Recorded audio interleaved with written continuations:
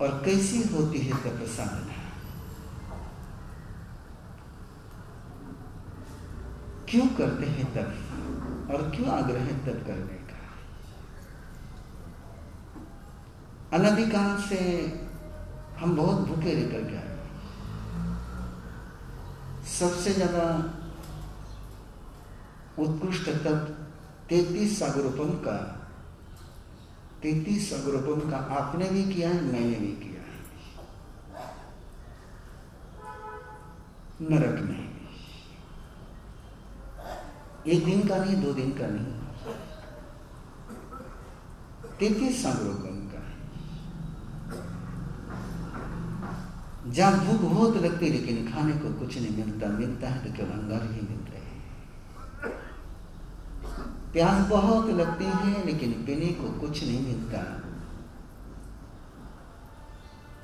केवल पिघला हुआ शीशा ही पीने को मिलता है। ऐसी भयानक तपस्या बहुत करी हमने,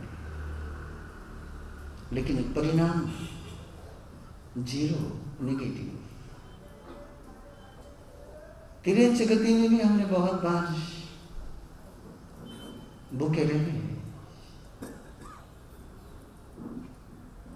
खिलाए तो खाया, नहीं खिलाए तो ऐसे ही बैठे रहे। बहुत ठंडी झेली हमने, बहुत गर्मी झेली है, लेकिन उसको तप साधना नहीं कहते हैं। देवता लोग भी, यदि देवता का वर्णन आपके पास पहुंचा तो आपको थोड़ा सा बोर भी हो सकता है, लेकिन थोड़ी सी जानकारी रखिए कि जैसे जैसे देवता ऊपर ऊपर ऊपर ऊपर ऊपर जाते हैं, ऊंचे ऊंचे देवता होते हैं, वैसे वैसे उनका आहार बिल्कुल कम हो जाता है। सबसे जो ऊपर के देवता अनुत्तरमासी के, वो तो एक पखवाड़े में 33 पखवाड़े में एक श्वास लेते हैं। आहार की बात को छोड़ो, 33 पखवाड़े, अब 33 पखवाड़े यानी 2 साल और ऊपर 7 पखवाड़े। इतनी लंबी उनकी श्वास होती है, और उसी पर से गणित बनता है कि जितनी लंबी श्वास उतना सुख, जितनी छोटी श्वास उतना दुख। नरक में श्वास बहुत छोटी है,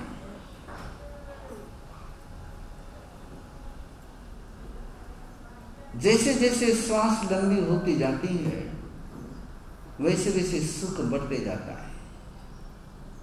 इसलिए भगवती सूत्र में अंतर शक्ति जागरण के लिए एक सामान्य विधि दी कि तुम अपना श्वास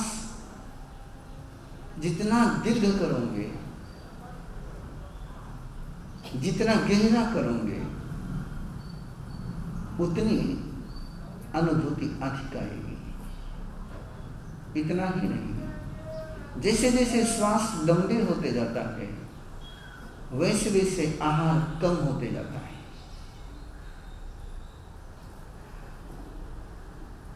आगम में आप पांतगढ़ सूत्र का परिश्रम करो में सुनते ही रहते हो।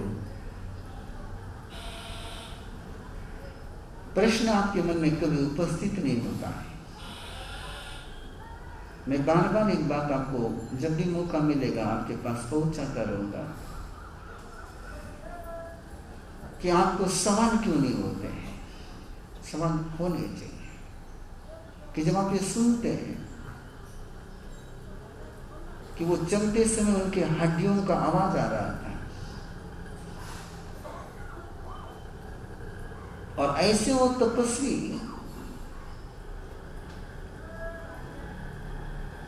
मासमास्कमन की तपस्या करते थे।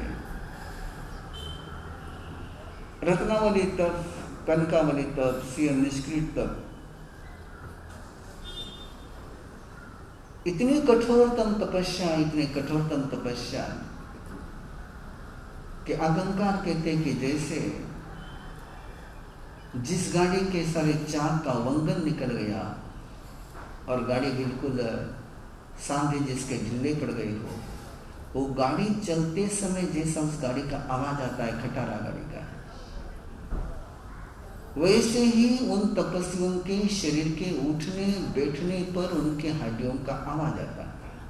और ऐसे वो तपस्वी पारने के दिन विहार कर करके पारना लाने के लिए जाते थे। ऐसे वो तपस्वी रोज विहार करते थे।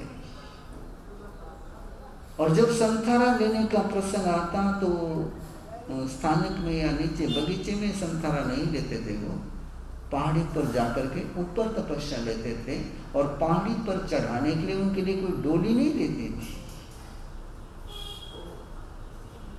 ये वर्णन पढ़ने के बाद, सुनने के बाद मैंने सीधा क्वेश्चन उपस्थित होना चाहिए कि वो पहाड़ी चढ़ते कैसे थे और विहार करते कैसे थे।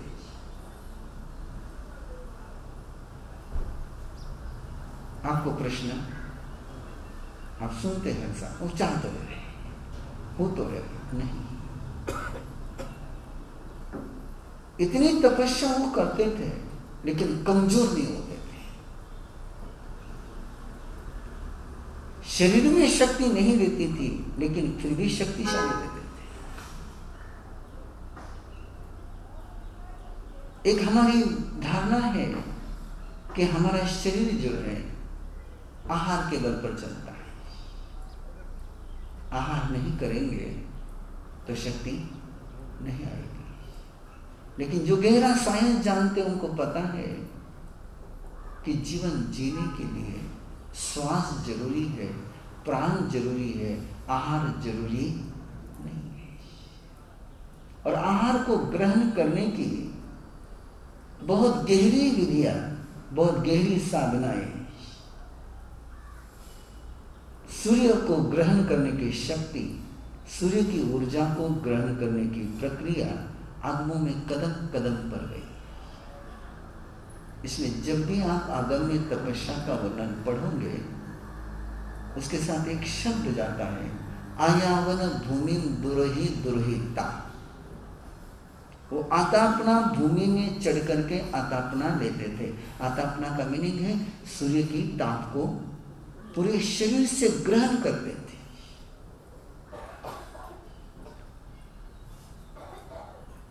कुछ लोग वो भी साधना करते थे कि सूर्य की ऊर्जा को आंखों से ग्रहण करना, और जो आंखों से ग्रहण करने की साधना थी, परमात्मा केवल कुछ विशिष्ट साधकों को ही उसकी परमिशन देते थे। बाकी शरीर से सूर्य की शक्ति को ग्रहण करना ये भगवान महावीर के समकालीन साधुओं की जीवनचर्या का अनिवार्य अंग था। न केवल संत अपितु साध्या भी। अंतर केवल इतना ही रहता था कि संत बाहर में जाकर के आतापना लेते थे और साधुओं के लिए उपाश्रय में ही आतापना लेने की एक ऐसी भूमि बनाई जाती थी कि वो आराम से आतापना ले सके। आतापना लेना, तरीके से लेना, विधिवत लेना, ये भगवान महावीर की तप साधना का सबसे गहरा रहस्य था। उस आतापना के माध्यम से जो शक्ति आती थी, वो शक्ति के बाद फिर डाइजेशन सिस्टम को वर्क करने की आवश्यकता नहीं होती थी। इसलिए उस तपस्या का जो विज्ञान है उसको पहले समझना चाहिए कि तपस्या कैसी होगी, कि तपस्या और अपना सारा जीवन जो चलता है वो इस सप्त धातु के बल पर नहीं चलता। ये जो अपना शरीर है, जिस शरीर को आप बहुत प्यार करते हैं, बहुत प्यार करते हैं, 99% आपके सारे एफर्ट्स यदि किसी कारण से लगते हैं, किसी के लिए लगते हैं, तो इस शरीर के लिए लगते हैं। लेकिन ये शरीर इसके बल पर नहीं चलता है। ये शरीर चलता है, अंदर में दो शरीर है। इसके अंदर में कितने शरीर हैं? दो शरीर है। जिनको कार्मन शरीर और तेजस शरीर कहते हैं। ये शब्द आपके कानों पर गए होंगे और अभी कर्मा का क्लास शुरू होगा तब वो बात और डिटेल आपके पास पहुंचेगी। ये कार्मन शरीर और तेजस शरीर, ये दोनों ही शरीरों के हाथ में है कि आपका शरीर कैसे लेना। आपके शरीर का कलर, आपके शरीर का स्वास्थ्य, आपके शरीर की बीमारी, न केवल शरीर की बात, आपका मन कैसे लेना, आपकी भावना कैसे लेनी, आपके मन में कौन से विचार आने, आपके बोल में माधुर्य लेना कि कर्कशता लेनी, ये भी कार्बन शरीर और तेजस शरीर के हाथ में है। केवल अकेले कार्बन शरीर के हाथ में नहीं। ये अधूरी गलतफहमी है लोगों की कि केवल कर्म के कारण से काम चलता है। कार्बन शरीर के लिए तेजस शरीर भी होना बहुत जरूरी है। कई बार साता वेदनीय कर्म का उदय होता है। कई बार साता वेदनीय कर्म का उदय होता है, लेकिन तेजस शरीर का उसको सपोर्ट नहीं मिलता है, तो साता वेदनीय कर्म राग के समान बन जाता है, उसका कोई अनुभव नहीं होता है। कई बार असाता वेदनीय कर्म का भयंकर उदय होता है, लेकिन यदि तेजस शरीर की शक्ति उसको नहीं मिली, तेजस शरीर की शक्ति यदि असाता वेदनीय कर्मवान शरीर को नहीं मिली, तो उस व्यक्ति को असाता का अनुभव नहीं होता है। ये तेजस शरीर, ये सारी इलेक्ट्रिसिटी है अंदर की, जिसको आप चाहो तो आज की भाषा में बायो इलेक्ट्रॉनिक पावर्स कह सकते हैं, जिसको इलेक्ट्रिसिटी कहते हैं, जैवीय ऊर्जा जिसको कहते हैं। और उसी इलेक्ट्रिसिटी के बल पर ये सारा काम चलता है। इसलिए आप यदि थोड़ा से नजर घुमाओगे तो आपके आसपास में आपको ऐसे बहुत सारे लोग मिलेंगे जो पौष्टिक से पौष्टिक आहार करते हैं और फिर भी एनीमिया के पेशेंट हैं। सारा हीमोग्लोबिन बढ़ाने का आहार लेते, गुड़ लेते, खजूर लेते, मनुका खाते हैं, सब लेते हैं, पालक लेते हैं, लेकिन हीमोग्लोबिन का नहीं बढ़ता। और सैकड़ों आपको ऐसे साधक मिलेंगे जो हरी सब्जी नहीं खाते हैं, कोई मिठाई नहीं खाते हैं, और फिर भी उनका हीमोग्लोबिन भरपूर है। एक सबसे बड़ी यदि कोई गलतफहमी आप लोगों के मन में इन तथाकथित साइंटिस्टों ने पहुंचाई तो एक ही पहुंचाई है कि तुम्हारे डाइट के कारण से तुम्हारा स्वास्थ्य बनता है। सबसे बड़ी गलतफहमी कोई पहुंचाई है। जबकि वस्तुतः तो यदि साइंस में भी जाओगे तो डाइट के कारण से नहीं, डाइजेस्ट के कारण से स्वास्थ्य बनता है। लेकिन डाइजेस्ट की बात को इतना गौण कर दिया गया और सारा जोर किस पर चला गया? डाइट पर। इतने कैलोरी जानी चाहिए, इतना प्रोटीन जाना चाहिए, इतना विटामिन जाना चाहिए, इतना कैल्शियम जाना चाहिए, फिर वो सारा गणित, फिर वो ये खाओ वो खाओ, सारा बिल्कुल तख्ता बना करके देते। लेकिन डाइट के कारण से बॉडी नहीं बनती, बॉडी बनती है डाइजेस्ट के कारण से। और डाइजेस्ट करने की जो शक्ति है वो तेजस का शरीर की है। वो किसकी है? तेजस शरीर की है। और तेजस शरीर यदि आपका प्रॉपर वर्क नहीं करता है तो आप कितना ही डाइट करो,